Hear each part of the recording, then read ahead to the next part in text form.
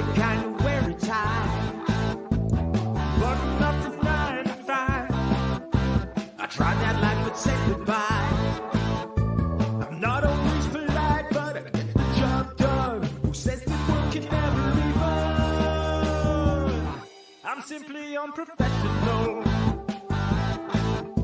Simply unprofessional. Yeah. Unprofessional. Yeah. Unprofessional.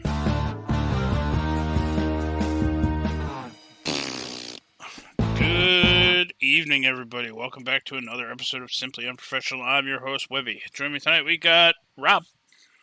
Hey, everybody, it's Rob. And we got special guest, Ryan. And we got Donnie. Hello.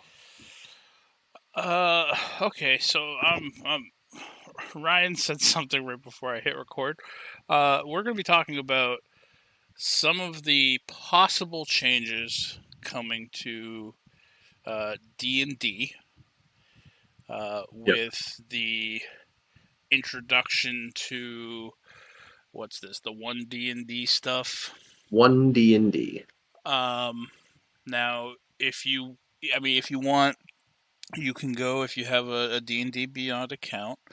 You can go and you can sign up for their playtest thing, and I've downloaded their PDF that shows some changes for character origins things.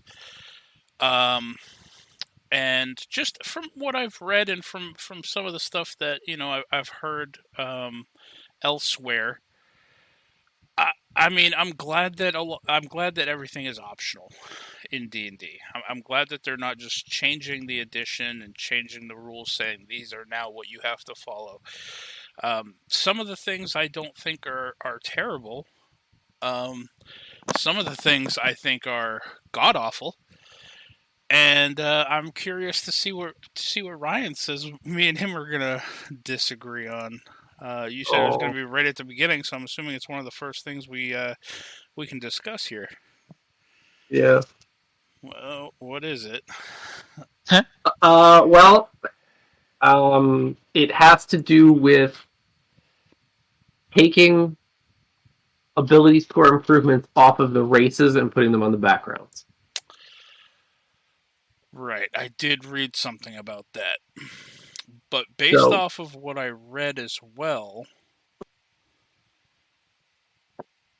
it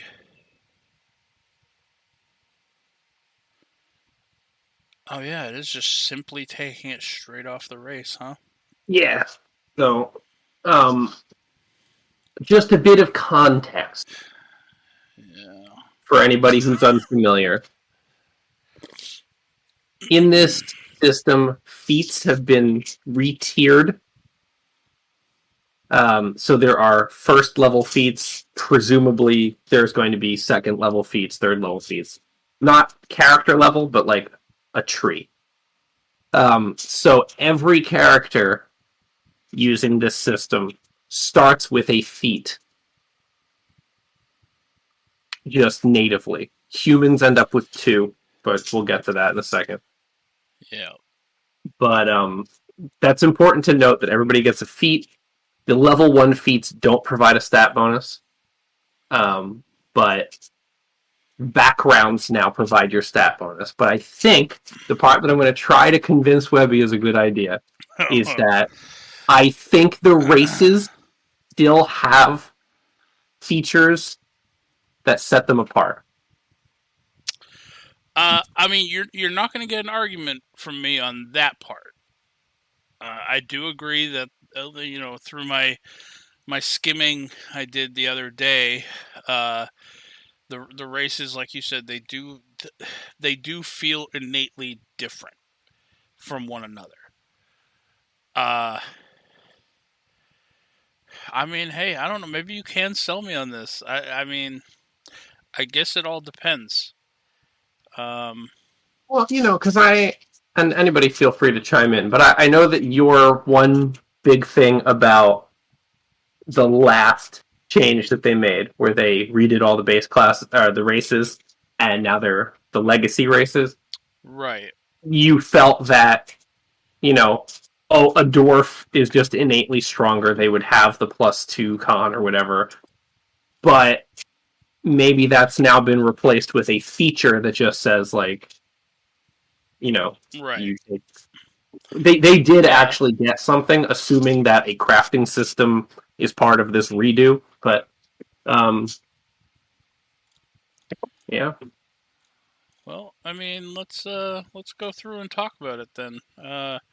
Starting with some of the changes on let's continue on the race thing. Let me bring this over to my main monitor so I can read it easier. But like, I don't, I don't know. Like, to some degree, I agree with some of the things being part of the background instead of the race.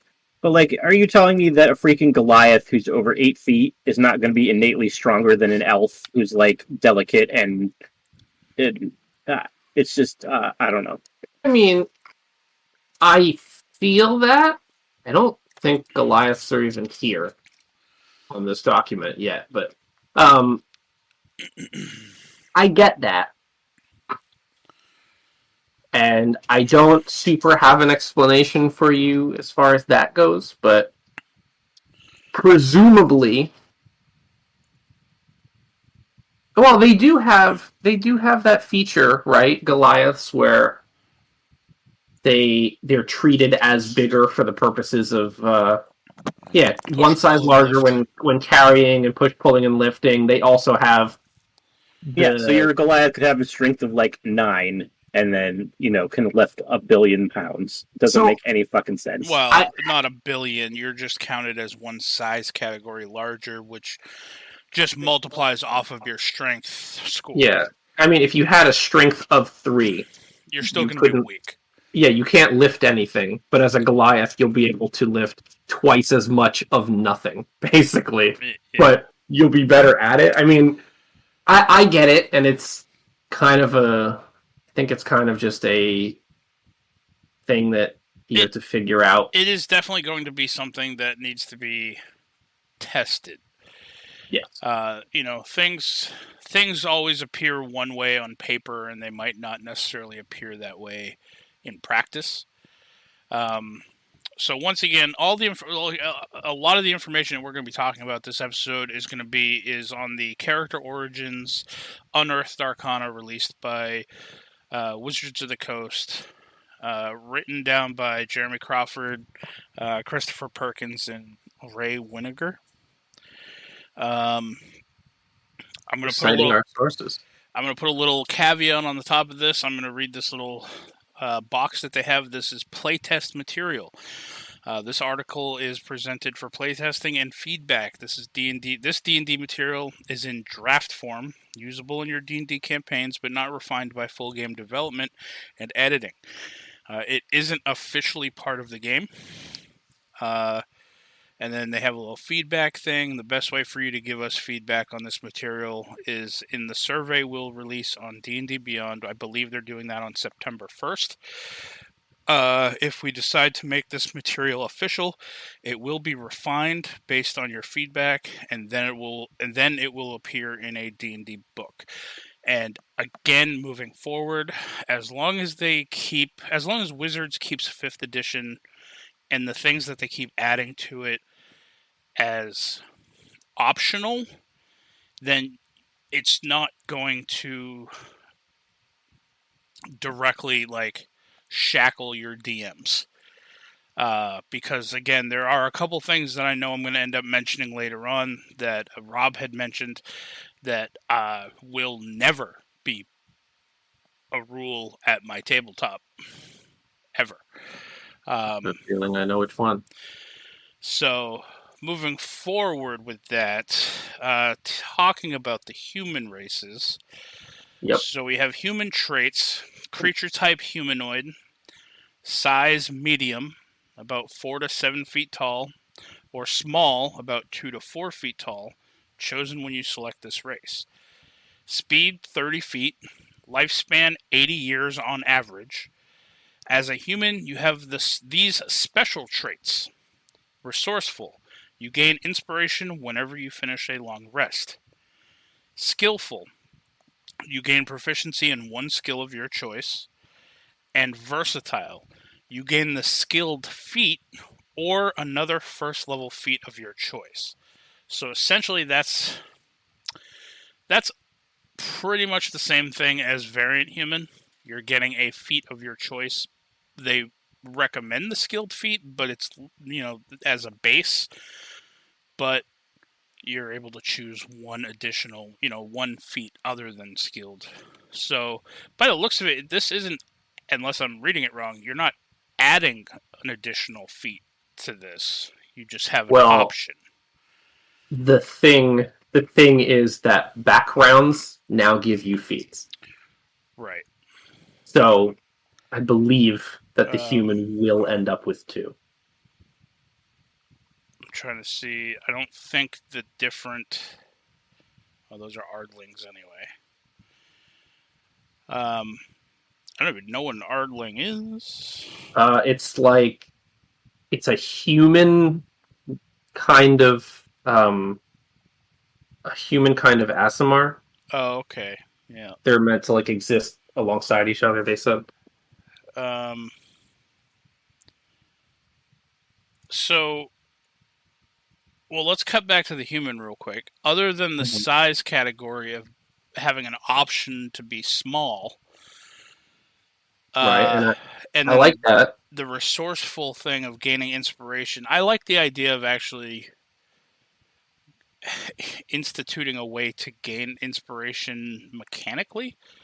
I believe Rob said it earlier, before we started recording. As a DM, I always forget to give out inspiration. And it's a useful thing to have. So as a human, you're getting one every single long rest. For those of you who don't know what inspiration does, inspiration just gives you advantage on a roll of your choosing. They call them a D20 test now. At the same time, though, I feel like the whole thing is a nerf to the human race, because currently you can have any feat you want as a human. Well, but now it's they're locked behind tier. Well, yeah, but you're allowed to have any first level feat of your choice. Yeah, which is not every feat that you could choose from as before. So it is a nerf. There is a list at the bottom. It's about 10 or 11, I think. But, I mean... So, what people were saying, I was briefly skimming, there's a subreddit for 1D&D, and I was briefly skimming, and people were upset that this system is a nerf to min-maxers.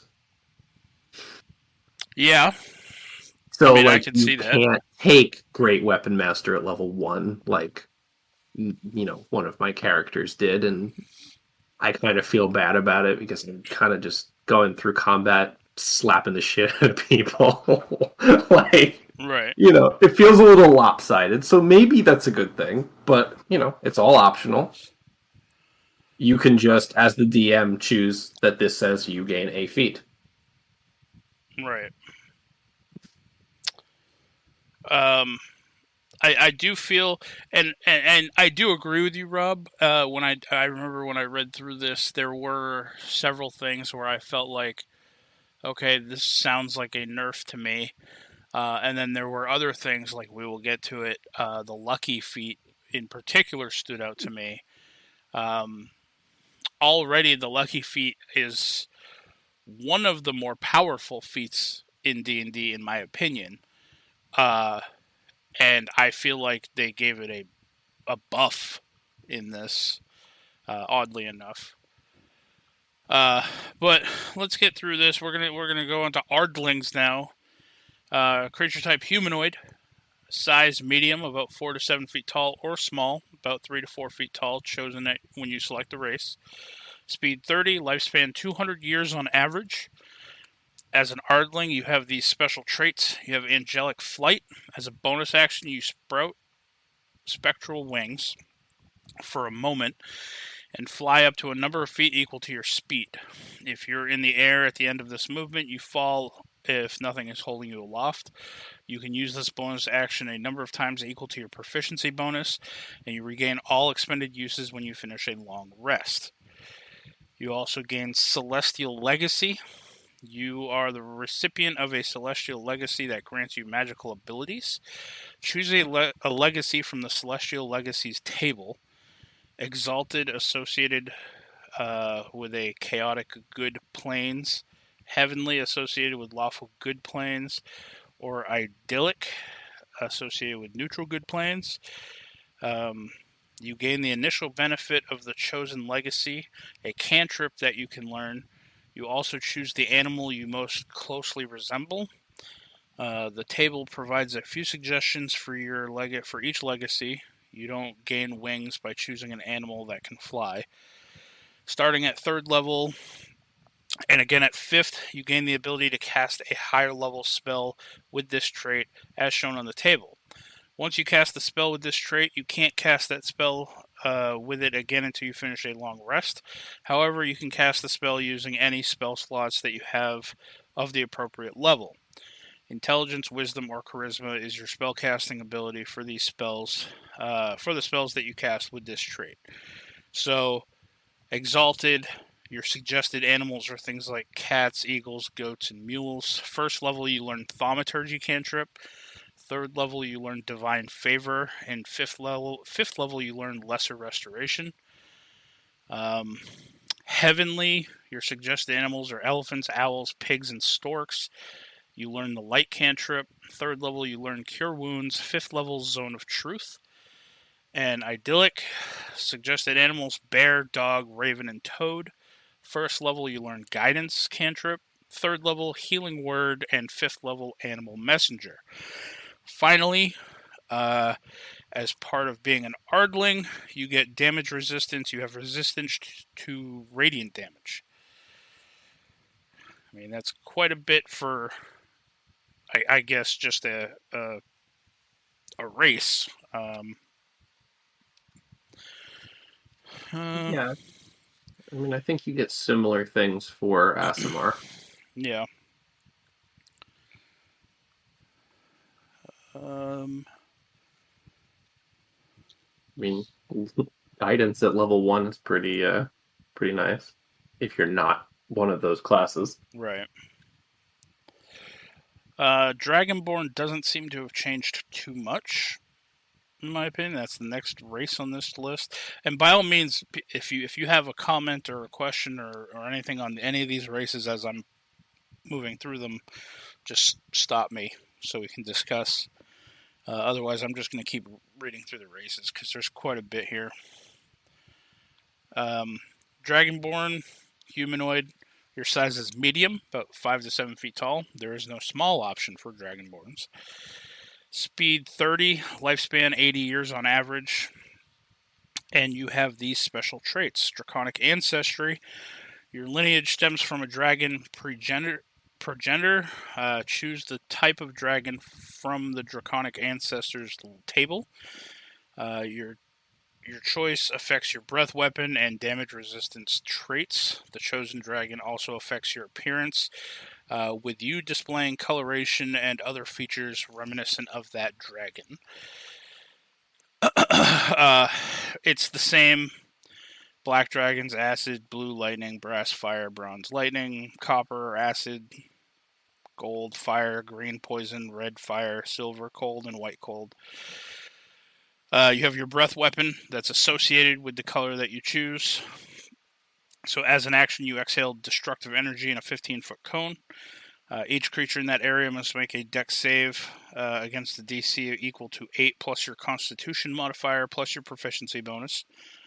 On a failed save, the creature takes 1d10 plus your character level in damage of that type, determined by your ancestry trait. On a success, the creature takes half as much damage. You can use this breath weapon a number of times equal to your proficiency bonus, and you regain all expended uses when you finish a long rest. That's where the change is, the breath weapon. Yeah. Damage resistance, you have resistance to the type, you have dark vision out to a range of 60 feet, and you get draconic language, which you instinctively know the language of dragons. You can therefore speak, read, and write draconic. So this is a buff to breath weapon, kind of? Yeah, it ups the damage, right? Yeah, because right now it's 2d6, and then it upgrades to 3d6, 4d6, 5d6. But this would be 1d10 plus 20 potentially. So Right. about the same damage, but probably more consistent. Right. Currently, is there a cap on how often you can use it? Once until you sleep or take a short rest. All right, so they're removing the short rest, but they're allowing you to use it a number of times equal to your proficiency bonus. So as you level, you can use it more often between long rests. If that makes sense. So yeah, I will say Dragonborn seems like they're just gaining a buff.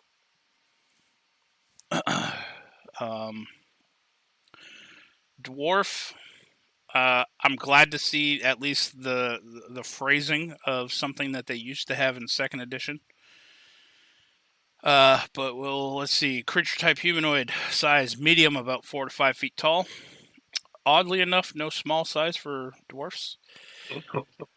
Speed 30 feet, lifespan 350 years on average. And as a dwarf, you gain these special traits: dark vision out to 60 feet. Wait. What? So you can be a small human, but not a small dwarf? Uh-huh. I think that is being inclusive of little people. And I guess that biologically doesn't occur in dwarves? I don't know. I'm not a fantasy scientist. Yeah, I'm instantly. I mean, I thought it was weird. slightly odd, but I would just blanket apply that to everything, that there can be... small versions of pretty much Yeah. any race. Pretty much, yeah. So dwarves gain dark vision out to 60 feet. They have dwarven resilience. You have resistance to poison damage. You also have advantage on saving throws you make to avoid or end the poison condition on yourself. You have dwarven toughness. Your hit point maximum increases by 1, and it increases by 1 again whenever you gain a level. You have Forge Wise. Your divine creator gave you an uncanny affinity for working with stone or metal. You gain tool proficiency with 2 of the following options of your choice: jeweler's tools, mason's tools, smith tools, or tinker's tools. And then you get stone cunning, which used to be a second edition thing. But as a bonus action, you gain tremor sense with a range of 60 feet, or for 10 minutes. You must be on a stone surface or touching such a surface to use this tremor sense. The stone can be natural or worked. You can use this bonus action a number of times equal to your proficiency bonus, and you regain all expended uses when you finish a long rest. So to answer that any questions on that, tremor sense usually is just a ground, feeling vibrations in the ground. This specifically has to be done on stone. It cannot be done on like dirt or soil. If I remember correctly, the second edition one, dwarves, I don't really remember any direct usefulness for this, but they used to be able to tell you on a stone surface the degree of incline or decline. I can see finding invisible enemies on stone, potentially, when they move. Yeah. I mean, using the tremor sense for sure. Yeah. But I'm talking about like the old school second edition one where you can know the incline or decline of any stone surface. Useful. So. I mean, I like the crafting focus. I like the toughness of the dwarf thing. It does give you that iconic, kind of Gimli-esque dwarf, where they can just take a little extra of a beating. Donnie, you've been awfully quiet. What do you think about some of these? I think we need a small dwarf. Okay, so you're on the small thing as well. The dwarven toughness was already a thing for one of the sub races, right? I'm pretty sure it was. Hill dwarf, yes. Yeah. That stacking with tough, that sounds fun to me. Yeah. Play a big beefy dwarf boy. Yep. I like it. other than the not having a small section for the dwarves, do you like or dislike any particular thing on this for the dwarf? Really? All right. Well, let's get on to Donnie's favorite. We're going to talk about the elves for a moment. Mm-hmm. Elf traits. Creature type, you are humanoid. Size, medium, about 5 to 6 feet tall. Also not a small option. Speed, 30 feet. Lifespan, 750 years on average. As an elf, you gain these special traits. Dark vision out to 60 feet. Elven lineage. You are part of an elven lineage that grants you supernatural abilities. Choose a lineage from the elven lineages table. Drow, the lineage of the Underdark. High Elf, the lineage of the Fey crossings and other magical locations. Or Wood Elf, the lineage of primeval forests. You gain the first level benefit of that lineage. Starting at 3rd level and again at 5th level, you also gain the ability to cast a spell with this trait. Once you cast the spell with this trait, you can't cast the spell again until you finish a long rest. However, you can cast the spell using any spell slots that you have of the appropriate level. Intelligence, Wisdom, Charisma are your spell casting abilities modifiers for this. I guess let's go into the elven lineages real quick. Drow, 1st level, the range of your dark vision increases to 120 feet. You also know the Dancing Lights cantrip. 3rd level, you get Fairy Fire, and 5th level, Darkness for spells. High Elf, you know the Prestidigitation cantrip. Whenever you finish a long rest, you can replace that cantrip with a different cantrip from the Arcane spell list. 3rd level, you learn Detect Magic. 5th level, Misty Step. Wood Elf, your speed is increased to 35 feet. You also know the Druidcraft cantrip. 3rd level, you learn Long Strider, and 5th level, you learn Pass Without a Trace. You also get Fey Ancestry. You have advantage on saving throws you make to avoid or end the Charmed condition on yourself. You have Keen Senses. You have a proficiency in the Perception skill. And you have Trance. You don't need to sleep, and magic can't put you to sleep. You can finish a long rest in 4 hours if you spend those hours in a trance-like meditation during which you retain consciousness. Well, one thing that stands out to me as strange, I guess it's not terrible, but it's just odd. So Drow increases your dark vision out to 120 feet, but then they give you the Dancing Lights cantrip. Right. So, I Just mean, in case you're afraid of the dark. it's one of those things where it's like you don't need light to see, but we're going to give you a source of light for a cantrip. Right. Yeah, I don't. That doesn't sit well. Now, Well, I mean, unless you are nice to your friends, can't see in the dark. I mean, that's true. Plus, there is only one other thing that I could potentially see this being useful for, and that's dark vision is notated that when you have dark vision and you are utilizing it, you are only seeing in shades of gray. You cannot discern color. So Dancing Lights, if it were a thing where you had to know what color something was, the Dancing Lights cantrip will allow you to then see the color. But that's very, again, kind of a niche situation that I still don't feel fits with the sub-race or the lineage. yeah. I don't know. I mean, I almost feel like giving them blind sight would be something because they get darkness. Can you see through Right. darkness with blind sight? Up to 10 feet. Because it's magical, but magical darkness. Yeah, because blind sight's not technically using vision. Yeah. Yeah.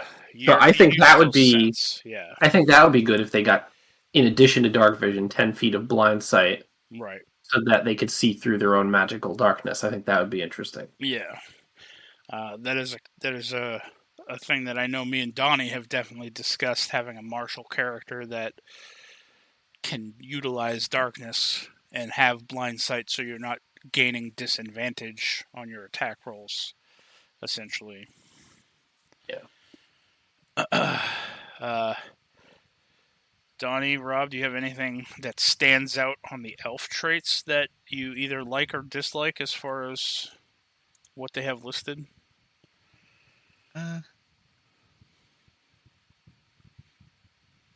Not really.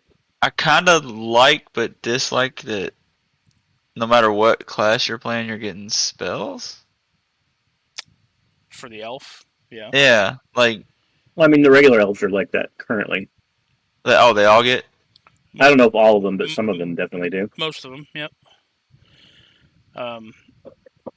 And I know, like, with the high elves, you're not stuck with just, like, the prestidigitation cantrip. Whenever you finish a long rest, you can replace that one with a different cantrip from the arcane spell list. So that adds utility to the high elves. We'll have to get there, too, because that's another change they made to spells overall, is they divided spells into, I believe, 3 trees, essentially, or 3 tiers. There's arcane spells, divine spells. I think they call them primeval spells, which are Primal like spells, primal yeah, they're at spells. the bottom. Yeah. So we'll cover those as well. It's really sad for me because they've kind of just removed the whole Eladrin season thing. Well, I mean, that could be that. I mean, again, this they're is not just here yet. yeah, this is just a base, like, here are some changes that are being considered sort of thing. I wouldn't be surprised if they would never drop, Eladrins from anything. They're I probably feel like they're meant to just fit into the whole thing they've got going, though. the Which, high elves. Well, Yeah. the interview that they did, they said that the supplemental content will find its way into this. Right. I don't think they're going to narrow down 13 subraces of elf into 3. Right. Is that no, what I'm saying is I feel like Eldrin fits in what they're doing with High Elf on this description. Like, I mean, that worries me if that was the case, because that is by far my favorite race. Well, I mean, if you're talking about, like, just like the history of the Eladrin, that's all. No, I like the mechanical things they added recently too. Just the differences between what season you're in. yeah, I mean, you're not going to get stripped of that option in any of the games we play. So, Oh yeah, I have no doubt about that. yeah. But All right, let's go to gnomes. Here's our first one. They're humanoid. Size is small, about 3 to 4 feet. They do not have a medium option. Speed 30 feet, lifespan 425 years on average. And as a gnome, you gain these special traits. Dark vision out to 60 feet. Gnomish cunning, you have advantage on intelligence, wisdom, and charisma saving throws. Gnomish lineage, you are part of a gnomish lineage that grants you supernatural abilities. Choose a lineage from the gnomish lineages table. Forest gnome, the lineage of magic-filled forests. Or rock gnome, the lineage of primeval mountains. You gain the benefits of that lineage. Intelligence, wisdom, or charisma is the spellcasting ability for the spells that you cast with this trait. Gnomish lineages. Forest gnome. You know the minor illusion cantrip. You can also cast speak with animals spells with this trait. You can cast it with the trait a number of times equal to your proficiency bonus, and you regain all expended uses when you finish a long rest. You can also use any spell slots you have to cast the spell. Rock gnome, you know the mending and prestidigitation cantrips. In addition, you can spend 10 minutes casting prestidigitation to create a tiny clockwork device, AC of 5 with 1 hit point, such as a toy, a fire starter, or a music box. Casting the spell in this way consumes 10 gold points worth of raw materials, strings, gears, and the like, which you provide during the spell casting. When you create the device, you determine its function by choosing one effect from prestidigitation. The device produces that effect whenever you or another creature takes a bonus action to touch the device and activate it. If the chosen effect has options within it, you choose one of those options for the device when you create it. For example, if you choose the spell's Ignite Extinguish effect, you determine whether the device ignites or extinguishes fire. The device doesn't do both. You can have 3 such devices in existence at a time, and each one dismantles itself 8 hours after its creation. You can also touch one of your devices and dismantle it as an action. After a device is dismantled, the 10 gold points of materials used to create it can be reclaimed. So that's good. Those are all the gnomish features.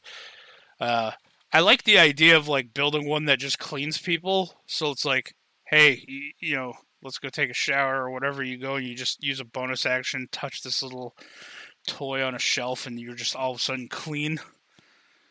Yeah, roleplay wise, it's very interesting. Yeah.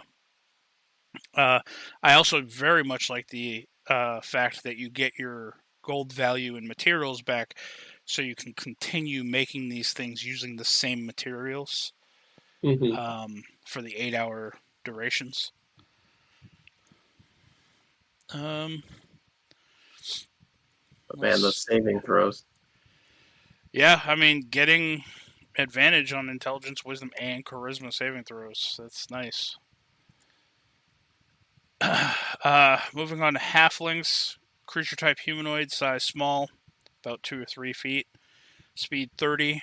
Lifespan 150 years on average. And you gain the special traits of brave. You have advantage on saving throws you make to avoid or end the frightened condition on yourself. Halfling nimbleness. You can move through the space of any creature that is a size category larger than yours, but you can't stop there. Luck. When you roll a 1 on the d20 of a d20 test, you can re-roll the die and must use the new roll. And naturally stealthy. You have proficiency in the stealth skill. A lot of that seems the same. So have they only redone the player's handbook races? Is that what I'm getting? So far, I think. So far, with the exception of I don't think there's like half orc or half elf. Yeah. Yeah, there's only 2 more. So, orcs are the next one.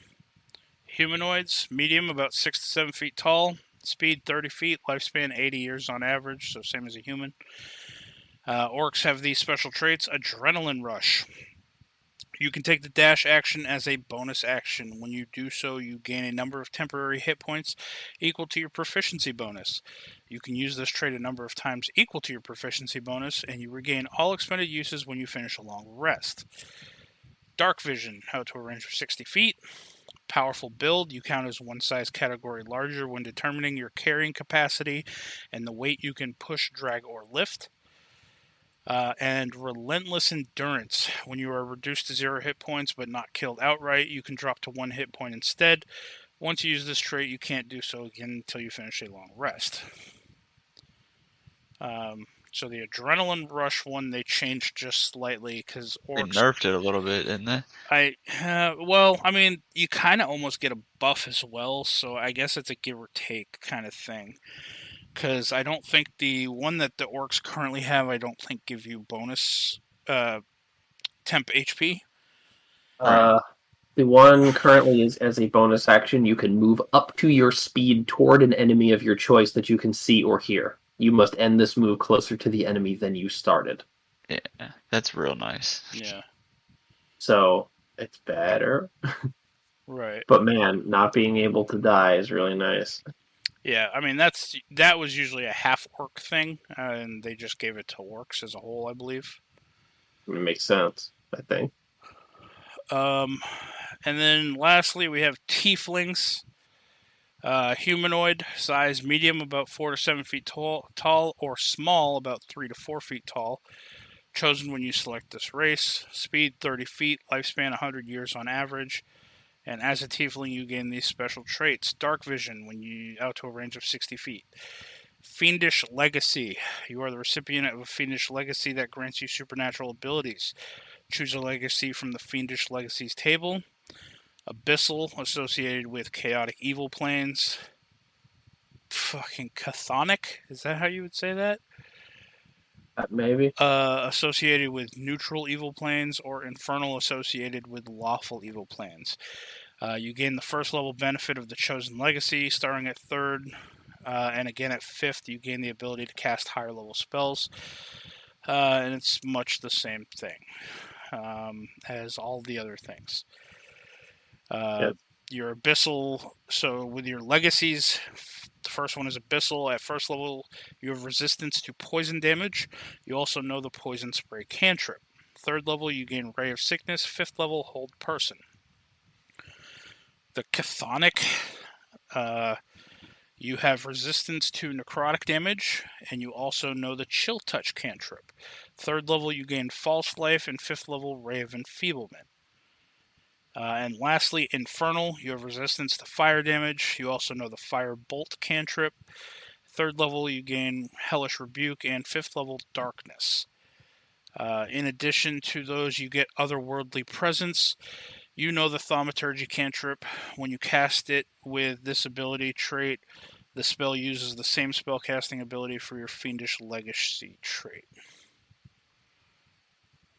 So it's just the opposite of Ardlings. Yeah. So I mean, those are all the races that they have listed down so far, as far as just like their pre-release type thing, just to get feedback.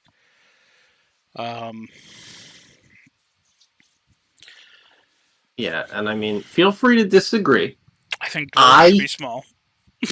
Well, dwarves should have a small option. Yeah. I think that at least most of these have enough of an identity to not need the innate stat increase. Yeah, I gotta say, I came into this dead set that I wasn't gonna like it, but I do now. I've completely been flipped since talking about it with you guys. But I know Webby has strong opinions about it, so...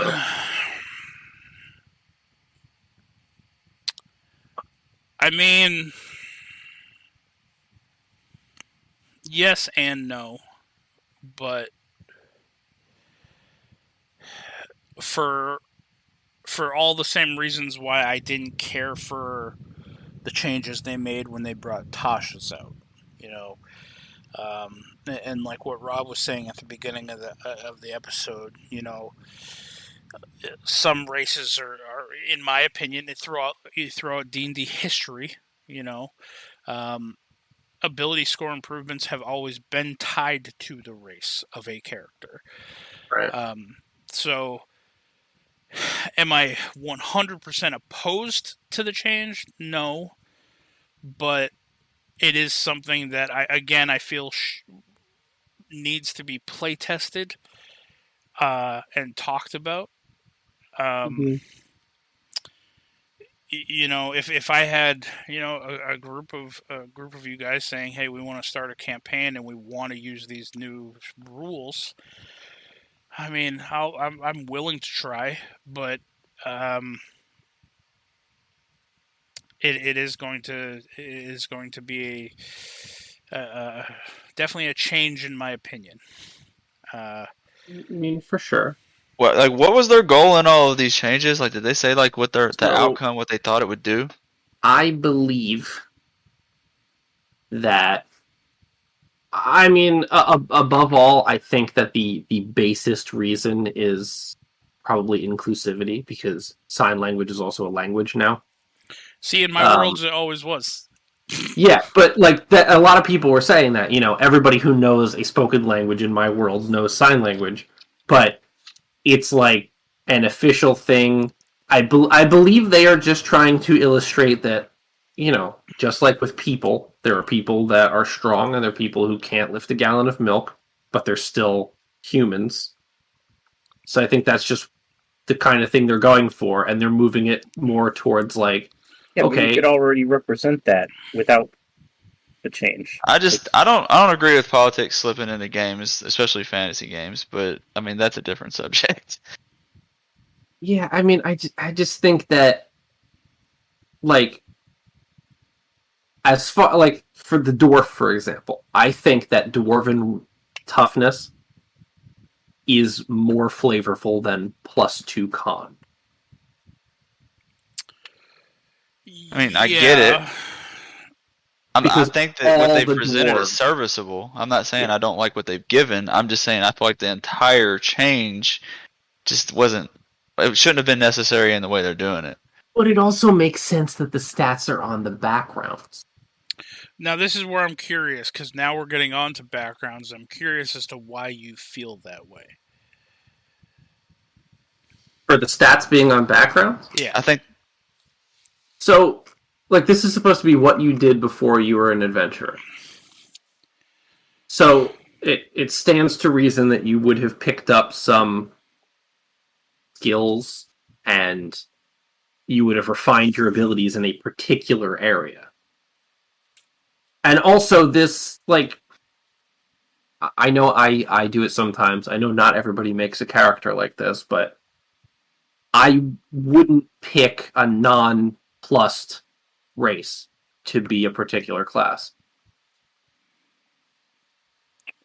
Right. Because, like, I wouldn't make, like, when I go to make a wizard, I go, okay, there's 2 whole races that have an intelligence bonus. Anything else, I'm kind of shooting myself in the leg a little bit. No, it's not significant, but it just feels weird, and I think that, I don't know, this kind of opens it up, but then you can just say, okay, I was training to be a wizard, I have a +2 intelligence, you know, like, no matter who you are. Yeah, but at the same time, like, if you went with a non-intelligent, like, say you decided to be, an orc wizard, it's like, people are like, it's rare, you're a wizard orc who decided to be a wizard. But now it's like, well, everybody can just be a wizard. So, there's nothing significant about you being a certain Well, I mean, type of wizard. anybody whatever. can be a wizard now. Yeah, but like you said, it's rarer for races that don't have the bonus to be in it. Right. Right. I feel like it's, taking the less optimal build route makes it more unique than some of the additional features, I guess, sometimes. And I mean, I don't know. I mean, Rob makes a good point, and I mean, I'll try to argue the other side. So, like, nothing on orc is useful for a spellcaster. We can both agree on that. Mm. But so it would be rare to have an orc be a spellcaster, but you can have the background that you were a sage. So then you are getting, like, it makes sense. Like in Skyrim, the orc that works in the library at the college. Are we talking about current orcs or the new orc traits? I'm talking about this document. I would argue that almost everything on the orc trait list would be useful for a spellcaster. Really? The dash action is a bonus action, and you gain temp HP from it. Okay, true. Orcish, that other one where if you drop to 0 hit points, you drop to 1 instead. Right. I mean, spellcasters are squishy by default. You gain dark vision. The only thing that's not good would be the powerful build. Right. Literally everything else would be great for a spellcaster already. Okay, I'll rephrase. Nothing specifically is pointed towards being a spellcaster. Right, you're not gaining any extra spells, you're not gaining things like that. Yeah, okay. So now you can then either choose, I was a sage, I was studying to be a magic user and get the 2 intelligence from that, or you can, I'm an urchin orc and I get the dex from that because I've trained to be dexterous. You still have the racial features, orcs are determined. If they get knocked down, they get back up.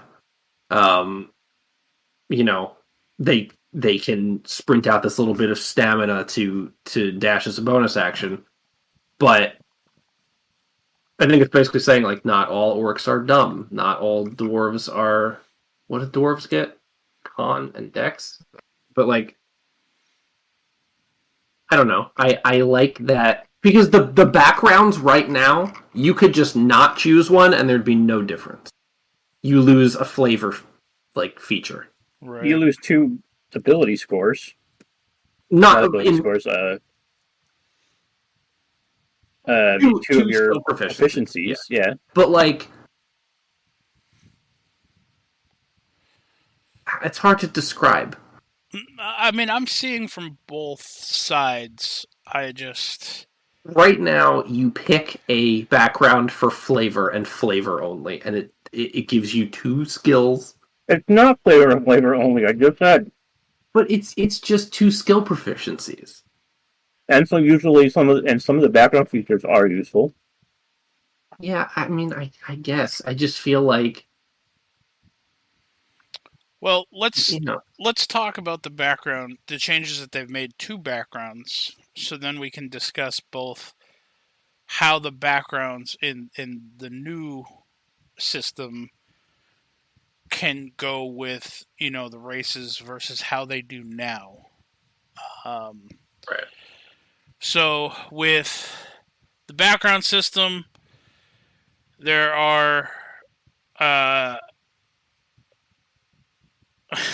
are three options to choose, I guess. You can either build a background yourself by using the rules in the Build Your Background section, which I will say I am curious about. Sometimes you do, when you have a list, currently going through the list of the backgrounds, sometimes one doesn't seem to fit what you want to play. Second option, select a pre-made background from the sample background section. Or thirdly, select a pre-made background from the sample background section and then customize it with the rules of building your own background. No matter which background you choose, consider these questions from your character's viewpoint. How does your background influence your current worldview? Do you embrace or reject your background? And did you form any relationships during your background that endure today? So, background features. You get ability scores. When you determine your character's ability scores, choose 2 of them and increase one by 2 and the other one by 1. Alternatively, choose 3 ability scores and increase each of them by 1. Skill proficiencies. Choose 2 skills. Your character gains proficiency in them. Tool proficiency. Choose 1 tool. Your character gains tool proficiency with it. Language. Choose 1 language from the standard languages and rare languages tables. I don't like this at all. Like, this version is basically do whatever the fuck you want. No one can stop you. I am kind of with Rob on this. A feat, you gain first level feat, your character gains that feat. Equipment, your character gains 50 gold pieces to spend on starting equipment. The character keeps any unspent gold points as spare coin. Ability score increases. There's a little snippet here. Increases from elsewhere. Since 2014, characters have received ability score increases from several sources, either from a race that has an ability score increase trait, or from the ability score rules in Tasha's Cauldron of Everything, Monsters of the Multiverse, and other books. If you make a character using one of those older sources and get ability score increases from it, the character doesn't also get the score increase from the background, unless you forego the older ability score increase to gain the increases from the background rules here. So, then we have some sample backgrounds. Do we want to go through all of these? We've been going for about an hour. Let's just kind of choose one. I mean, there's new ones here if you want to look at those. Sure, we'll do a couple new ones and we'll do a couple old ones. How's that? Is Artisan a new one? That looks new. Artisan is a new one, yeah. Alright, so Artisan, ability scores, +2 intelligence, +1 charisma. Skill proficiencies, investigation, persuasion. Tool proficiencies, artisan's tools, one of your choice. Language, you learn Gnomish, and feat, you get the crafter feat. I think that's just a flavor paragraph. Mm-hmm. And then the equipment. Equipment, you get an abacus, 2 pouches, artisan's tools, the same ones that you chose above, traveler's clothes, merchant's scale, and 25 gold pieces. So mark down, let me write down crafter feat so we can learn what that does afterwards.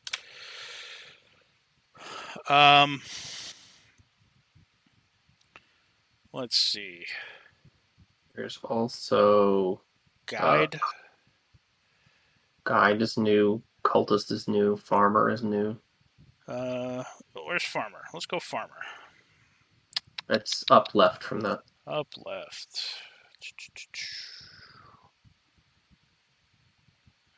Am I just missing it? From guide, go left to gladiator and go up to farmer. Oh, you're on D&D Beyond, aren't you? Yeah. Oh, I'm on the PDF. Oh, no, I'm on the PDF as Oh, well. so Oh, it's okay, just- I see it. Yeah. It's right there. Okay. Ability score, +2 constitution, +1 wisdom. Skill proficiencies in animal handling and nature. Tool proficiencies in carpenter's tools. You learn the halfling language, and you get the tough feat. Equipment, carpenter's tools, a sickle, a healer's kit, traveler's clothes, an iron pot, a shovel, and 23 gold pieces.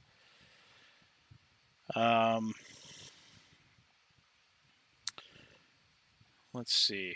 Let's do one that has already been one. Do they have urchin? I know there's several urchins. They do have urchin. There we go. So I know we have 2 players who play urchin backgrounds. The ability score is +2 dex, +1 wisdom. Skill proficiencies in insight and stealth. Tool proficiencies in thieves' tools. Language, common sign language. And you get the lucky feat. As for equipment, you get a bedroll, a pouch, common clothes, thieves' tools, 2 daggers, a gaming set, and 18 gold. I mean, it's flavorful. It is, but depending on how you run the game or how the DM, what the DM allows. The thing is you could choose, say, you wanted to make, you wanted to have the urchin background, right? But you didn't like the ability score that it gave you, but you liked everything else about it. Right. You could literally be like, okay, well, I like the +2 dex. I don't care for the wisdom. So then you could just be like, well, I'm going to change that to +2 dex, +1 con. Okay, so, and I feel like Rob was going to say that too.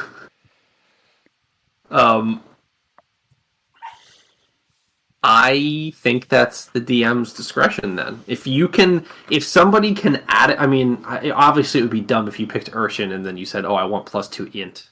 But if that person can explain why 1 con is relevant over 1 wisdom, that might be permissible, but, Well, yeah, the justification would be like, oh, I have a 15 in my constitution score currently. I'd rather have the +1 con to have that a 16 for the increased modifier. I think it's on the DM to not accept that answer. I mean, that's fair, but at the same time, let me ask you this, Ryan. Mm-hmm. Do you feel with enough time and thought anything could be justified?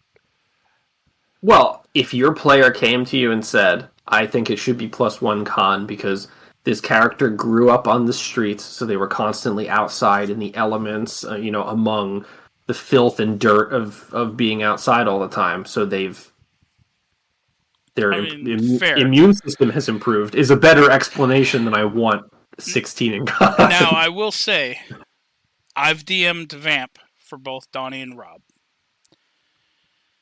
And one of my big things in Vamp is that if I ever ask for a particular role, if they feel like they can present a case where they can roll something else instead,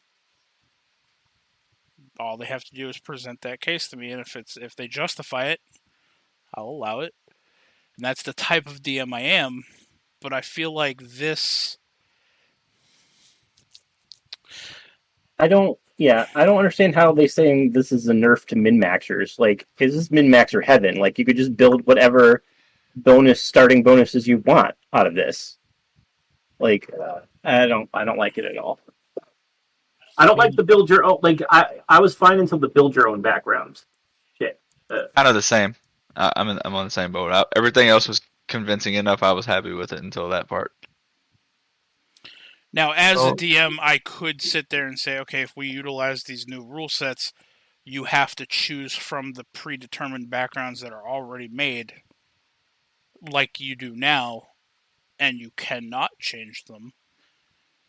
Then you have to kind of be careful with how you want. Then it's a matter of, okay, well, now I get to be whatever race I want to be for once.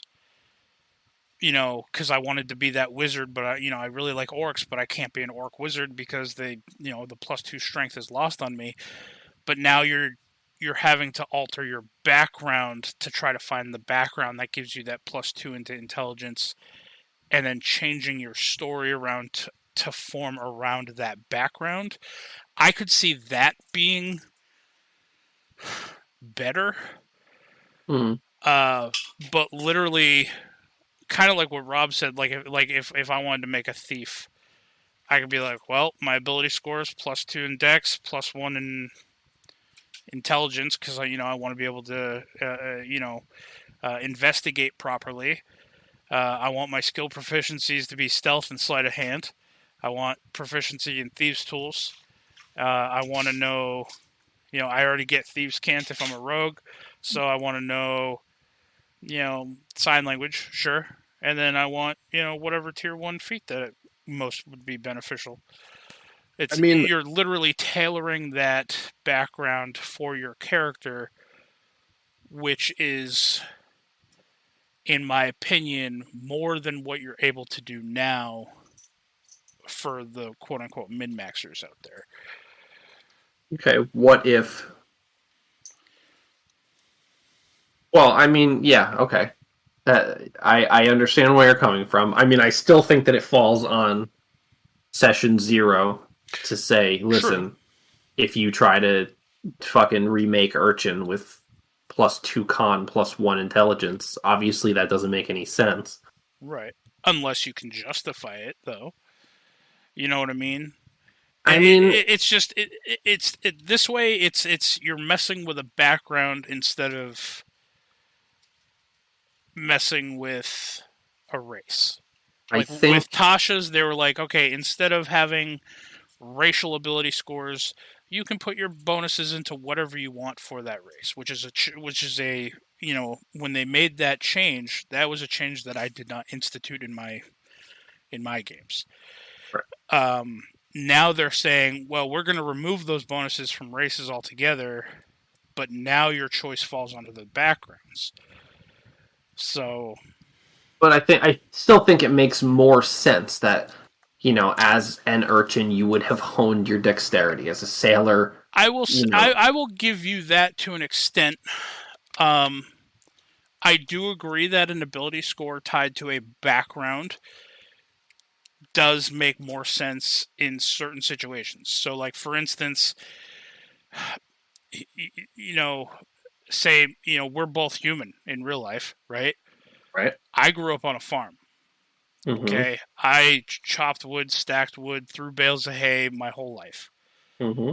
So, in my opinion, I would have a +2 to strength. If you didn't do those things, if you were more, computer oriented or, really good at school, not saying that I was bad at school, but, right. You might have that +2 to intelligence. And that's because of the way we grew up. That's because of our backgrounds. I do understand that. Right. But humans can already do that. But I get what you're saying. No, all this is within one race's limits, though. You know what I mean? Like, I don't think that's a great comparison.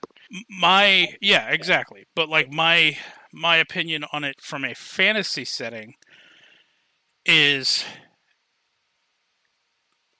the ability scores that were tied to the races, in my opinion, and I might be wrong, are tied to the races because of how they grew up, because of how they were raised as those races. You know what I mean?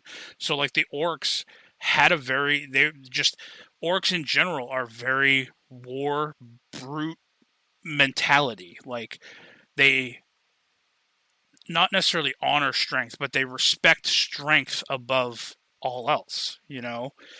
Right. So it makes sense that if an orc would have that +2 to strength naturally over, say, an elf. You would never want to be an elf that goes into an arm wrestling competition against an orc.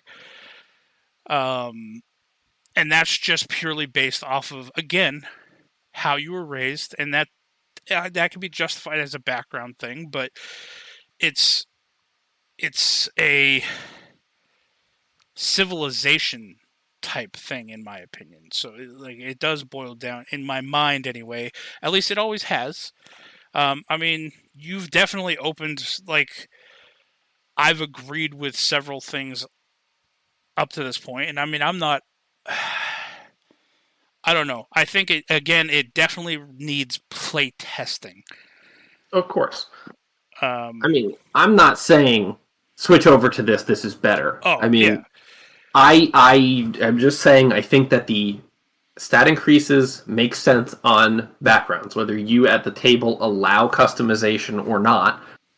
I think that it makes sense on the backgrounds, because even if you are, like, what if you're an orc that grew up in Faystar? Like, who are you going to war against? You might have just grown up in the lower ring of Faystar, and you have to be an urchin to get by. Right. But you're not lifting weights all the time. You're sneaking around. It makes sense. I mean, you're not wrong. I think it makes sense to have stat boosts from both directions. Like, your background gives you one, but there are also innate abilities just based on being a bigger, larger orc. I think what they are attempting to do with the races is to do that. I don't know that they've hit it yet. But like I said before, like the dwarf, instead of the +2 con, you have the dwarven toughness. I think they're trying, and they need feedback, and it needs testing, obviously. But right. I don't know. I mean, it's not perfect, but well, let's quickly, because we're a little over an hour. Let's talk about some of the changes they made to some of these feats. Mm-hmm. So there's a feat that I wrote down because we read about one of the backgrounds that gave you that feat, and then there's 2 specific feats I know that I want to talk about, and if there's anything else that we want to bring up, we will. But let's start with the crafter feat, because this was a new feat. It's a first level feat. There is no prerequisite. It is not a repeatable feat. I do like how they put in that, and they're differentiating ones, if you can take them multiple times. You are adept at crafting things and bargaining with merchants, granting you the following benefits. Tool proficiency. You gain tool proficiency with 3 different artisan's tools of your choice. Discount. Whenever you buy a non-magical item, you receive a 20% discount on it. And faster crafting. When you craft an item using a tool with which you have tool proficiency, the required crafting time is reduced by 20%. If they manage to come up with a crafting system in D&D, right, that's an official, like, here is a fucking set of rules for you guys to actually follow for once, then I could see a huge benefit of having this particular feat. As long as that crafting system isn't, I want to make this item, okay, it's going to be required downtime and 3 years. It's like, right, well, that's just that 20% doesn't matter if it's 3 years wait time to do it. Right. There are several DMs out there that do give players like years of downtime between things, but that is just not how I've ever played as a DM. It is very, go, go, go, go, go. I play as, you guys chose to be adventurers. Adventurers, that is a profession in this, in the world, the world does not stop spinning, and threats will always start popping up. And if you guys wanted specifically, like, hey, we want a year off of downtime, okay, that's fine. Then I will justify and I will give you guys, okay, you guys tell me what you want to do in the course of a year, and then I'll tell you how the world has changed in the course of a year. Yeah. So the option is always on the table if you guys want that downtime as a group, but there will be consequences. But yeah, if they come out with like an actual crafting system, that's what I really want, is just an actual crafting system. Yeah. That's not like, oh yeah, I'm going to bust out these legendary potions in like a couple hours while we're traveling. No, okay, that's fine. You know, I don't care if you require a workshop. Okay, have a base, have a workshop, you know, whatever. This, you know, if crafting a very rare potion for an alchemist is going to take you 5 days to do, and that's, you know, working 8 hours a day, that's fine. Okay, Yeah. that can be worked around. But when you start getting into things like crafting a magical item as a wizard, okay, that's going to take you 4 years. Yeah, okay. When are you going to ever be able to get around to that? You know what I mean? Yeah. Yeah, I mean, here's hoping for a crafting system, but I like the feat. I do too. I very much do. If the crafting system is worth actually using, then the feat is fantastic. I can 100% guarantee you, I see somebody abusing that feat. Not just for the crafting thing. It's like, okay, I'm going to go buy this sword over here from this blacksmith for a 20% discount. Then I'm going to go sell it and hopefully get a better price to earn money doing that way. I think there's specifically a thing in the DM manual where if you buy back an item, or if any item that you sell, you're supposed to buy it off of the players at a certain percentage discount of the actual value of the item, because that represents having to resell it. So, hopefully that'll keep that in check.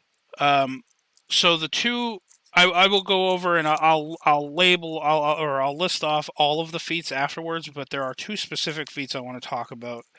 I know I had mentioned at the beginning to specifically Rob, one of the feats I feel is potentially a nerf, and one of these feats is potentially a buff in my opinion. So we're going to start with the nerfed one, Alert. This is a great feat now, currently. I think right now it gives you a +5 bonus to your initiative. You can't be surprised as long as you're conscious, and you can't be surprised from hidden enemies. The alert feat now, according to this, there is no prerequisite. It is not repeatable. You have initiative proficiency, so when you roll initiative, you can add your proficiency bonus to the roll, which, yes, at a point becomes higher than +5, but not until you get a proficiency bonus of 6, which isn't until like mid to high teens. And then initiative swap. Immediately after you roll initiative, you can swap your initiative with the initiative of one willing ally in the same combat. You can't make this swap if you or the ally is incapacitated. I can see usefulness for this to an extent. I also don't see it happening super often. Yeah. I mean, who's going to be your willing ally? Right. And I mean, if you roll shit initiative, no one's going to want to swap with you, except for maybe the healer. If I take this as like a control wizard and somebody doesn't let me go first before everything spreads out, then that's a bad tactical error, I think. But right. And if you roll a high initiative, I don't know why you would want to go slower, unless it's like specifically like if I was playing like a martial character and I had this, and like Donnie was playing a control wizard. It's like, yeah, okay, you rolled shit. Let's swap. You can do your control thing, and then I'll run in afterwards later on and do my thing. I mean, if you swapped after your turn, would you be able to take a second turn? and Well, the other person just loses out on their turn. You can only swap. You immediately after you roll initiative, you have to make the swap. So before combat even starts. Yeah, but like think about our combats where there's like 15, 20 enemies. Yeah. You're basically just asking another player, would you like to go a half hour from now instead? Right. Like, no one's there is a gonna say lot yes of merit that. to letting. I will say, sometimes, like Donnie said, sometimes you want that wizard to go first because all the enemies are grouped up. You want to have that fireball in the middle or that Fireball, spell. slow, some kind of area hazard. Sometimes Like, there's a lot. there have been times where I've played Thorn. I was specifically the party healer, and my initiative is insane. But there have been times where it's like You have nothing to do. I really wish that I was last on the initiative order, so that way when it did come down to me, maybe somebody had taken a hit, so I can heal them. You know what I mean? And I don't have to waste my first round of combat trying to set up something that might fall apart the next round. Yeah. As far as the initiative proficiency, again, yes, alert right now gives you a flat +5. This has the potential to be higher than that by 1 at high levels. You're starting off at a proficiency of, I think, 2, depending on what level you start at. Mm-hmm. So you're starting off worse than the normal alert feat. But it's free. And you can still be surprised. That's true. But it is free. True. Get it at level 1 for free, which is something. Yeah. And it is my personal opinion and the opinion of some other people online that they may potentially be separating feats and ability score increases. What do you mean by that? They haven't said anything specifically, but like, for example, right now, you hit level 4, you can pick a feat with the variant rule, or you can do an ASI. Right. Some people think that it's going to split. So you would potentially get like an ASI at 4, a feat at like 6, or something like that. Gotcha. That'd be cool. But like they'll all be tiered like this, so that at a certain level, you are limited to the amount of power that you can get from a feat. Right. And again, like, I'm curious if things. So these are this list is just a list of first level feats. Right. Okay, or first tier or whatever, however they want to do it. I am curious if they are going to have a higher level version of some of these same feats that either add on to the feat to make it better, or just change the feat around to make it better at higher levels. If that makes sense. I feel like it might be, at least for some of these. Because I could definitely see the benefit and like the... I like the idea of being like, okay, well, like Savage Attacker or something. It's like, okay, this feat is all right for a martial class, but like, I really like the 3rd level version of this. So, you have to take the prerequisite of Savage Attacker 1st level and 2nd level to be able to get to that 3rd level one that really gets, spicy. You know? I think there may be ones like that because they did do the Unearthed Arcana for Dragonlance. Mm-hmm. There were feats like that where you were like a knight initiate and then a knight, and then there was one after that, right. And they built on top of each other. And you needed the previous one. I do like that, especially for roleplay. Yeah, I like this. It feels like you're creating your own skill tree. Yeah. I'm a big fan of skill tree things. Me too. Me too. Now, real quick, the other feat that I wanted to talk about that I feel like is a buff overall is the Lucky feat, which I'm not going to lie, I found kind of strange that out of all the feats, I really thought Lucky was going to be the one who gets nerfed. Because I do know, and I have read stories of certain DMs who just don't allow Lucky in their game because of how good it is. So Lucky is a first level feat, has no prerequisite, and is not repeatable. Luck points. You have a number of luck points equal to your proficiency bonus. You can spend the points on the benefits below, and you regain your expended luck points when you finish a long rest. So already, the only time that you're going to be below what the current lucky feat gives you is when you're at that +2 proficiency, but the second you go up to +3, which I believe is at level 5 that you go up to a +3 proficiency bonus. I think so. So from then on, it's the same. Advantage. Immediately after you roll a d20 for a d20 test, you can spend 1 luck point to give yourself advantage on the roll.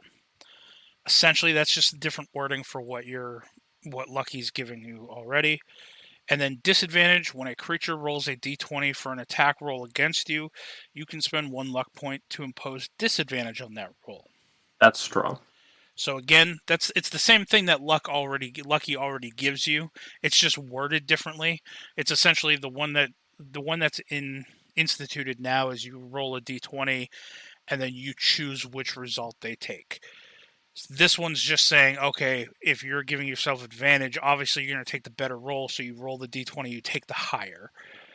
Or if you're doing it against something that's attacking you, you roll the d20 and you're forcing them to take the lower one.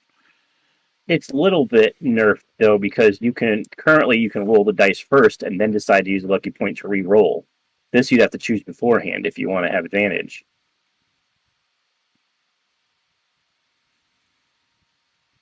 You can technically still see the roll, though. Well, with the current feat, don't you have to take the second roll? No, you get to choose, I believe. Well, let me see. But I think that this is changed. Let me see.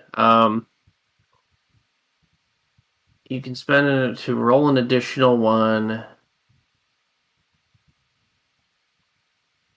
After you roll the die before the outcome is determined, you can choose. Yeah, so it's essentially the same, except for imposing disadvantage on someone else. But I think that there's a reason that this is significant, and it's something that I thought we were going to bring up, but I don't know how far we're going. Well, and it's the change to crits. But well, that's going to be the next thing I talk about after these feats. But the bonus to this lucky feat in this edition is it's based off the number of luck points you have is based off your proficiency bonus, which again at mid to high levels in the teens, you have a proficiency bonus of +6, so you have double the amount of luck points that you would with the normal lucky feat. Right. So I'm going to quickly read through the ones that they have for feats. If you want to know what one is, just tell me to stop, and then we'll read that one real quick. Because I'm sure not all of you have this PDF. We've already talked about Alert. We've already talked about Crafter. We already talked about Lucky. There is Musician. There is Magic Initiate. There is Savage Attacker. Skilled. Tavern Brawler. Tough. I think that's it. And that's it. I feel like Tough is the same as it was before. Yeah. I would like to see Magic Initiate be a tiered one. I agree. It only gives you a first level spell. It is repeatable, though. Right, but I'd like Magic Adept, where you get maybe a third level spell. Yeah. Something like that. Tavern Brawler lets you use furniture as weapons. Yep. I already do that. Tavern Brawler. Oh yeah, but, you get proficiency in improvised weapons, right? But this is using the rules of the Great Club.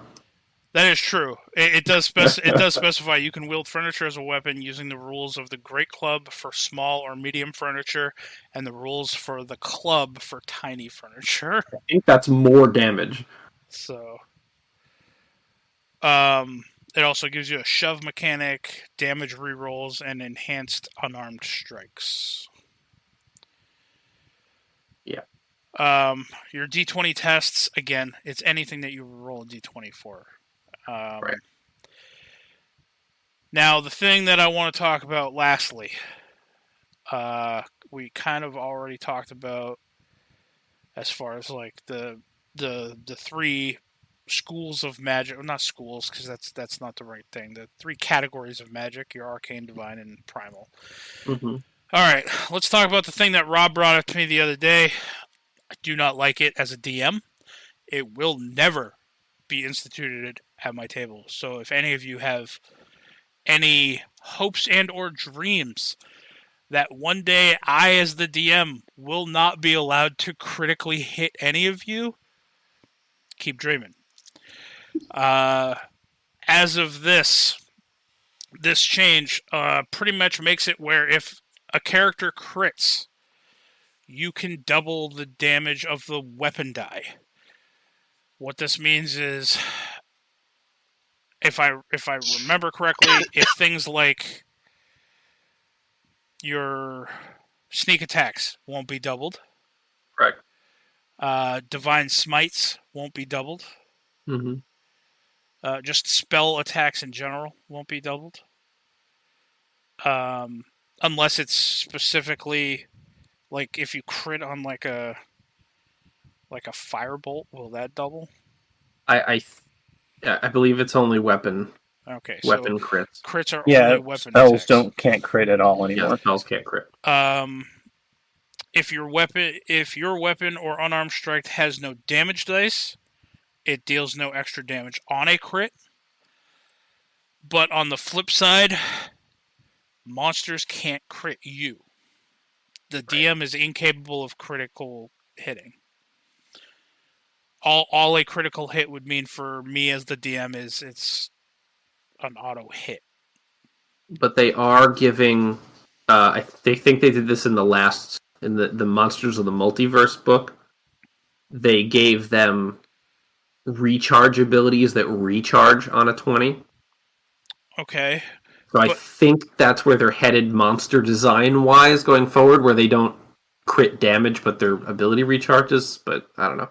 Well, it's going to get real dangerous for you guys if I have to use a monster template and the only one that I have is the one that they come out with, and I still critically hit and double my damage dice for those and recharge their abilities because I rolled a 20. Yeah. It's going to get dangerous, but that's what's going to happen.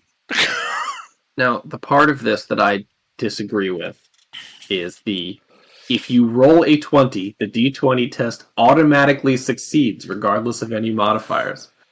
That's fine in battle, but I was telling Rob before, as the DM, you now have to go, oh, you're trying to get the king to give up his crown to you. Yeah. Okay, roll persuasion. They roll 20. Because now the way this is worded, yeah. Yeah.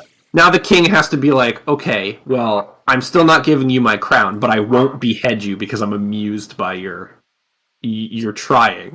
Yeah, Right. that's what already happens, though. Like, But with this, your anal players have ammo to be like, that's Yeah. but it going to cause works. more arguments. Right. Like I said to him, like, oh, I want to crush the entire castle with my mind. You don't have any psychic powers, but I rolled a 20, so I succeed. Yeah. Which is asinine.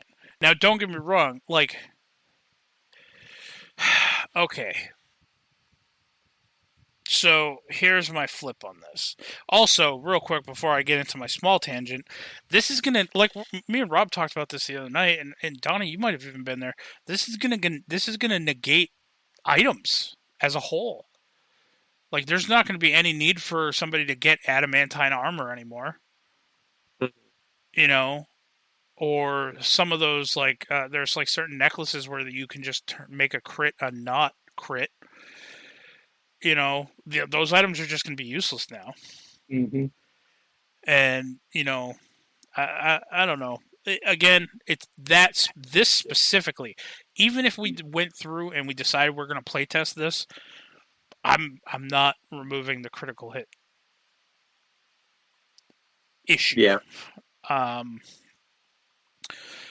Now, my flip side to this. Now, here's my thing. This is mainly me justifying why I'm so adamant about not not removing crits as a DM. Yeah, I know it can get scary, and I know it can be very dangerous as a player, when the DM starts critting you and stuff like that. First, it's already super fucking hard to die in D&D 5th edition. Mm-hmm. Second, I know it might sound like I've always liked to be the DM where it's like, all right, yeah, I'll go with it. Sure, why not? Let's do it. But at certain times, like I don't like telling players no, or you can't do that, or no, whatever. But at some points, I do feel like I need to put my foot down on certain things. And my defense on that, and you guys have all been players of mine in various different games and systems even, I like to think that I'm a generous enough DM that when I make a decision to, and I put my foot down of, no, this rule I am not instituting in any games that I run, that you guys will at least be semi-okay with it, because I'm not out to, like, screw you guys over. I'm not saying, oh, well, I'm not going to remove my crits because I want to be able to crit and kill you guys. But I think it adds, as a DM, I think it adds a level of threat towards the players that makes the game exciting. Like, why would you want to walk into a game where you'll never be critically hit? If you want to have a power fantasy, I guess. I guess, but, I like to think that I'm very generous with the items and stuff that I give out, and the abilities, and just the amount of homebrew stuff that I allow to happen, that I like to think that you guys have that power fantasy anyway, to a degree. Yeah. That's What were you gonna my say, Rob? defense as a DM, anyway. What were you going to say, Rob? I didn't say anything. Oh, okay. But yes, as far as this document goes, I agree with the character options, because I think that you should be able to not customize in a stupid way, like, intelligence on an urchin, or like some weird thing like that, if you can't have a good explanation. But I think that, especially for me, when I go to make a character, like, I could not pick a background when I made Gray. I couldn't pick a background because I ended up on, I literally wrote his story into Urchin because it didn't fit into anything else. I was like, okay, well, he's an urchin now. But, like, there's a lot more generally named ones now where you can just be like, oh, farmer. He was a farmer. He was, which would have worked, but... I also am going to... I do miss... Like, and I understand you're getting a feat with a background. Mm-hmm. And the feat's fine. 99% of the feats are going to be, purely mechanics and stuff. But, like, I do like the current feat, the background features that some of the backgrounds give you. Mm-hmm. Like, that you just won't have anymore with these backgrounds. Fair. I just think they added, like the Acolyte background currently. You get safe haven and room and board, and essentially at, any religious temple, as long as they're not opposed to your religion or whatever. You essentially can seek shelter. Does that always come into play? No. Would a feat be more beneficial and used more often? Yeah, 100%. But it gives you a special feature that's unique to your character because of a background that you chose. And I'm kind of sad that they don't have that anymore. I would argue for that to still be included. I mean, that's fair. Because it doesn't change the power level of the character at all. I mean, that's fair. I would say if we ever did decide to playtest this, to just try it out, and I DM'd, I most likely would just tell you guys, okay, choose from the backgrounds that are already pre-existing. They are not going to be altered, so tailor them to your character as you see fit. You know, if you want to be a farmer, that's fine, but you're getting what the farmer gives you.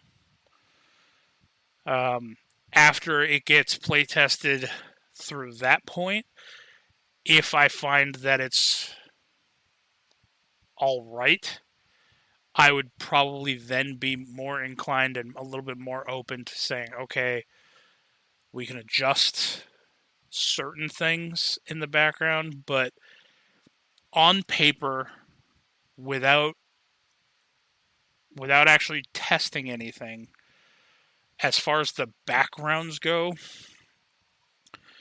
I mean, I think this system, the way it is more customizable for min-maxers than anything. I am inclined to agree with Rob on that aspect. But I mean, it's also kind of ability score wise, it's no more customizable than Tasha's, which still tied the ability score to a race, but just allowed you to put points wherever you wanted. But there is a reason why I also didn't agree with Tasha's and why I didn't institute it in my games. Mm-hmm. I will say, Ryan,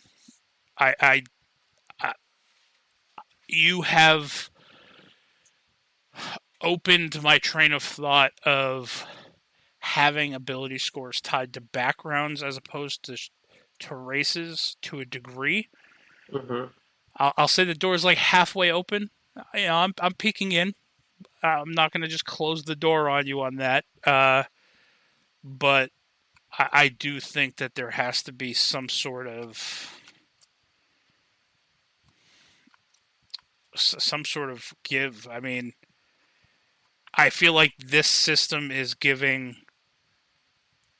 too much control and too many options that the players can literally just custom tailor to make their perfect character, which I get. You know, you want to play a character, you want to be the best, you want to, you know, like you said, that power fantasy, but it's natural that characters have flaws. I feel like with this system, every character is going to be flawless. Like, you're not going to have that flaw unless you specifically decide to roleplay it. You know what I mean? I see where you're coming from, and I think that, I mean, obviously there's people who are going to use it like that. I think that the direction of these changes is more to the effect, well, at least intended to be more to the effect of, well, maybe I want to be, you know, a wizard, but I like orcs. Right. But me being an orc is actively detracting from my ability to be a wizard. In the current system, you get nothing. Well, I mean, the features, yes, but stat-wise, you're not getting, like, you don't need strength as a wizard so much. So you're losing points to be the same thing. Right. Coming from just a general strength perspective. Right. But see, like, where a lot of people would sit there and say that's not optimal, you're 100% right. In the current system, being a spellcasting orc, not optimal. But choosing to be a spellcasting orc and hoping that your rolls that you get, and you can put a decent roll into your intelligence or wherever, it's a choice. It would be a character choice, and to me it adds it adds depth and character to that character. Right. That's where I've always I get it from an optimization standpoint. It's garbage, you know. But I feel like enough people. Okay, unpopular opinion here. I feel like this whole thing is because enough people cried that their characters weren't optimal the way they wanted to make them. So Wizards is like, well, before you revolt and start picketing outside our front doors, we'll just give you an option to, optional rules to satisfy your needs. I mean, maybe. I'm just going to be of the opinion that you're choosing to take the background, so you're choosing not to do what the other members of your race may have trained in and right. But I mean, keep in mind too, and you're like choosing this instead, like as your life, not so much as a right. min-maxing aside. And I get that, and like just keep in mind, like I am very old school. I come from playing older editions, and I come from playing various other games. Like okay, I play World of Warcraft, and there's an orc warlock in there. His name's Gul'dan. In the movie, he was essentially one of the main antagonists, and this guy was hunched over. He looked like a cripple. He was an extremely powerful warlock. But you know what? He could still walk up to a human, grab him by the throat, and lift him up off the ground with one hand. Because he was an orc still. Like, he grew up in that tribal, state. He was still strong. He was just by far and wide amongst the other orcs.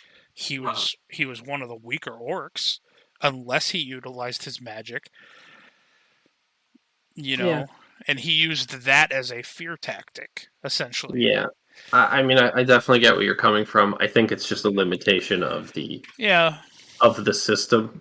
Yeah. And that, it's represented as a out of 20. But like you said, you could, you have kind of sold me on the fact that, like, if you find a cultist background or like a student background or something like that did give you that +2 to intelligence for being a wizard, or that plus to wisdom for being a cleric or whatever. Mm-hmm. It does also make sense to me to have that. I wish there was honestly a kind of a common ground where it was like, even if it was like, okay, as a race, you're gaining these racial ability score improvements, but then based off your background, you can also get a +1 or whatnot to this ability score improvement. To notate, like, you're a little bit better than average because of your background. Like, I wish there was that middle ground. Well, I think they would probably have to change. Obviously for the people who use standard array, that wouldn't change too much. But as far as rolling, it'd probably have to be 4d4 drop the highest or something like that. Right. Because you're ending up with extra points. Right. But I would never ask anybody to change their campaign system. I was just being the other side on this document. Because a lot of it's interesting. Yeah, and I mean, again, like, I don't hate it. I'm just, you're taking a system that 5th edition was brought out because in 4th edition all of the power was in the player's hands.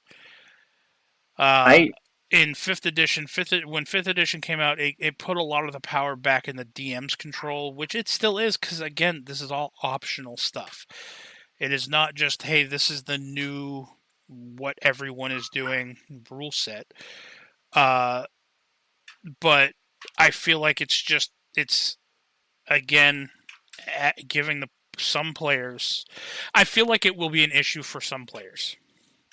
Like, some players will find a way to min-max around it and abuse the system. I was coming around.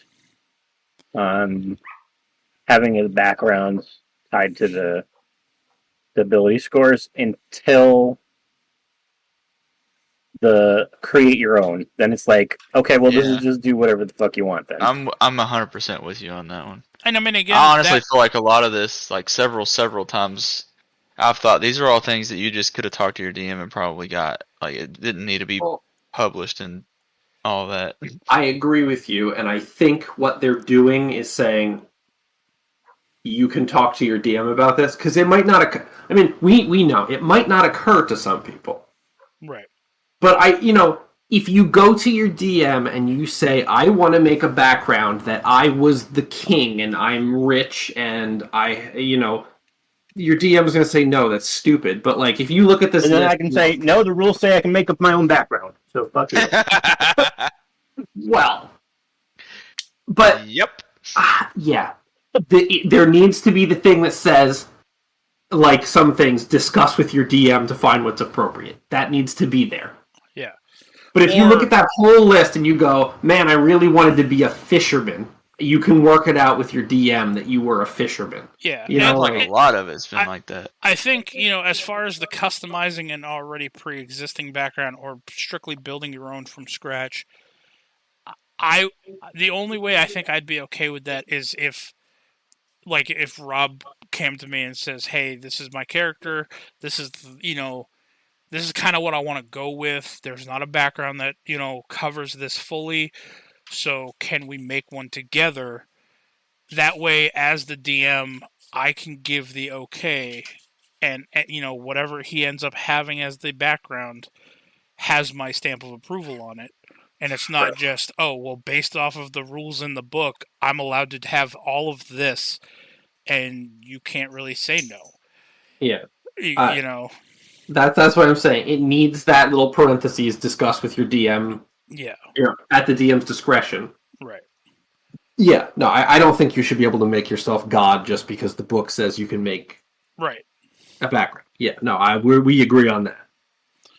Well, I mean, with those restrictions, and as long as like I said, you've opened the door for me. I agree with you 100% that a background does affect, ability scores. They should either add to it or whatever, because everyone's background is different. You gain different things from it. It's just a very hard sell, and it's because I'm stubborn and I don't like change. That's 100% what it is. That I am just very stubborn on this race. Also, in a fantasy setting, should have these set ability scores as well. So I am on the fence. Like I like both ideas. It's just a matter of which one I utilize eventually. You know what Would I mean? you accept them taking the +1 off the background and putting it on the race, and leaving the +2 on the background? I mean, if it made sense for if, for instance, Acolyte gives you +2 wisdom, +1 intelligence. Yep. If I just made it, okay, Acolyte gives you +2 wisdom, and then orcs get +1 strength base. Just being an orc gives you +1 strength. Right. And you wanted to be an orc cleric. Mm-hmm. Yeah, I mean that would be it's that meeting in the middle ground. Yeah, I think I'm fine with that also. Because I do feel like, especially in a fantasy setting, both things would affect those scores. Your background and your upbringing. Like, technically your upbringing is your background, but just being a race, naturally, like Rob said, a Goliath. A Goliath is half a giant. They're naturally going to be stronger than a gnome. Right. And again, that is somewhat represented by having the powerful build mechanic built into that race. But, I don't know, having it represented with an actual plus to an ability score just for being a race puts my mind at ease a little bit on the whole thing, I guess. I get you. It's simpler. I will be back in 2 seconds. Yep. So I do see. I see this whole thing again. It's optional, so it's not that I'm mad that it's all out here, or I'm not going to be up in arms about, oh, this is bullshit, because it's all optional. You know, it's if I'm the DM in the game, I get to decide what gets chosen, and if all of these options are so widely like interchangeable and what's the word, customizable, who's to say that I can't do something like, oh yeah, your background's going to give you a +2 to an ability score, but races are going to give you +1 to an ability score as well, based off of what race you pick. So the only see, now I have a fucking problem with that. Because then you could just find a background and say I gave like an elf a +1 to dexterity because you're elves, and then you find a background that gives you +2 to dexterity. Now you're starting off a character with +3 to dexterity. Mm-hmm. I think if that's the case, then whatever the +2, dexterity background it is that you chose, I would say, okay, instead it's going to give you a +1. It should always be capped at +2 and +1, or +1 over 3 different scores. I don't think anything should ever be higher than a +3. Or +2 rather. But all right. I mean, I think that's all the stuff I have to say about it. Yeah, I mean, there's some minor stuff like changes to long rest, I think, but it's not. Oh yeah, how they made it where you can only have a maximum number of long rests per 24-hour period or something like that. But also, if there's a combat at all, it completely interrupts the long rest, and you have to start over.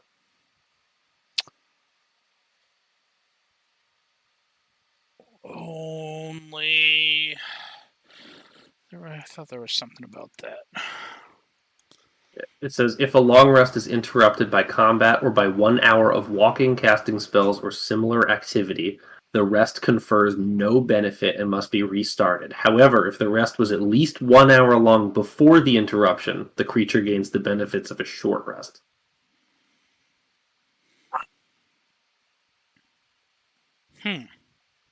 So a 6-second combat wakes you up and you got to start over. Well, that's a nerf. That is a nerf. That is a nerf from what it is. Because currently, you're allowed up to 1 hour of interrupted rest and still gain the benefit of a long rest. Huh. All right. Well, we're at fucking almost 2 hours. Jesus. So we're going to sign off there. Rob, do you have a science corner this week? Yes. A black hole somewhere shit something out, and NASA caught it on tape. Well, That it? That's Webby's science corner. nope, That's kinda good interesting. enough. No, that's not good enough. What's your science corner? You're the science guy. I had a couple of them. I'm trying to remember. I know one of them Apple sent me was that they now can make wood in a lab. They don't have to grow it. They just make it. Oh, I remember what the other one was. There's now, I don't remember what it's called, but they discovered a new material that it conducts electricity and heat better than silicone. So they can make even smaller, faster microchips with it. Oh, yeah, it was, I don't remember what it was either, but I saw that. It was recently discovered by MIT. They created it in a lab. But it'll speed up computers even faster if they can find a way to make it cost effective. Yep.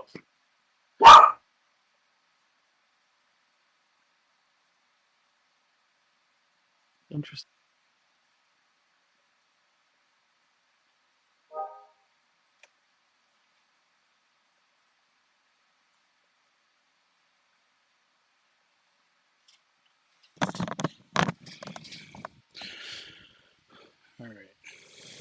Sorry. Last thing I heard was wood in a lab. Oh, Sure. Oh, why is my volume down now? Hello? hello. Oh, there you are. Yeah, Rob was just talking about how they discovered a new microchip material potentially that could make them better. Oh. Yeah, it's the silicone isn't that great at conducting heat, which is why computers need huge fans and stuff. This does both. It's faster at conducting electricity, and it does heat like 10 times better. So it can. It's called cubic boron arsenide. Okay.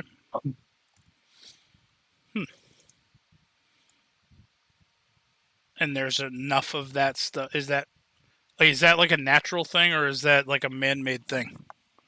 It's man-made. They created it at MIT. Well, It says the early experiments demonstrated that thermal conductivity of cubic boron arsenide is almost 10 times greater than that of silicon. all right. It is still incredibly hard to make, though. Yeah, so they have to find a way to make it cost effective before they can put it into like a billion microchips. But Yeah. All right. We don't have a Devin, so we don't have a life advice. My life advice: keep on trucking, people. That's all I got for life advice. I don't have any fortune cookie life advice. Have you? Oh no, I'm not gonna get on that tangent. Never mind. All right. Well, with that, Ryan, where can people follow you if they want to come and message you and hang out? I mean, I guess you could find me on Twitch at Crimtastic. Maybe I'll stream eventually. Hopefully. I miss watching you play games. I'm sorry, the last game that I was really looking forward to ended up being... It made me mad. So. I know. Are you ready? Even after the Pokemon thing, I really wanted to play that Lego Star Wars game, but like, there's no FOV settings. I can only play for a half hour before I have to stop or throw up. So it's like, I mean, are all the Lego games like that, or just the Lego Star Wars? No, they changed the camera on this one. Yeah. Donnie, where can people find you? You can find me at Jack's Forest Walker, all one word. Why, every single time? You know, Rob, where can people find you? You can find me on Twitter at Confessor_X and on Twitch at twitch.tv/ConfessorX. And as always, everybody, if you listen to Donnie, you guys can follow me on Twitter at Jack's Forest Walker, all one word. On Twitch at DM Webby. And I don't know, other social media platforms. Also, Simply Unprofessional. I don't know how Facebook stuff works. Facebook.com/Simply Unprofessional, maybe? I don't know. We have a Facebook page. I post stuff on there sometimes. Usually memes. Sometimes quizzes. Alright, well, with that, everybody, thank you for listening. We love you, and fuck Booster Gold. Booster Gold? Fuck Booster Gold. FBG. I love singing over the outro music. Oh, yeah. What's with all these small flies? It's bullshit. Down.